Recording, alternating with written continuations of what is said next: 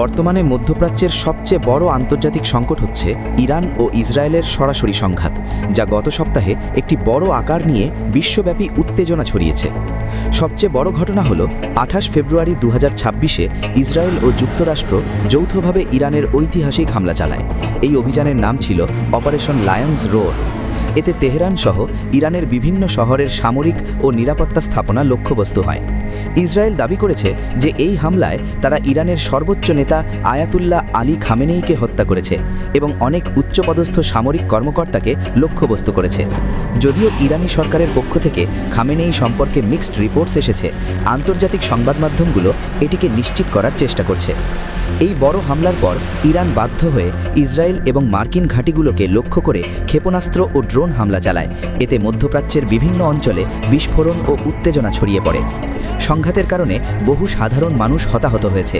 Iran সরকারের হিসাব অনুযায়ী শুধু কয়েকদিনের আক্রমণেই ২০০টিরও বেশি লোক নিহত এবং হাজারেরও বেশি আহত হয়েছে। এর মধ্যে কিছু ঘটনায় শিশুদেরও মৃত্যু ও সহিংস হতাহতের খবর এসেছে। উভয় পক্ষই একে অন্যকে দোষারোপ করছে। ইসরায়েল বলছে তাদের লক্ষ্য ছিল আক্রমণাত্মক ও ব্যবস্থা ভঙ্গের সামরিক স্থাপনাগুলো ধ্বংস করা, আর ইরান বলছে তারা নিজেদের দেশের নিরাপত্তা রক্ষার্থে প্রতিরক্ষা ও পাল্টা হামলা করছে। এই সংঘাত শুধু ইরান আর ইসরায়েলের মধ্যেই সীমাবদ্ধ থাকছে না, এতে লেবাননের হেজবোল্লাহ ফোর্স ও মধ্যপ্রাচ্যের অন্যান্য অঞ্চলও জড়িত হচ্ছে।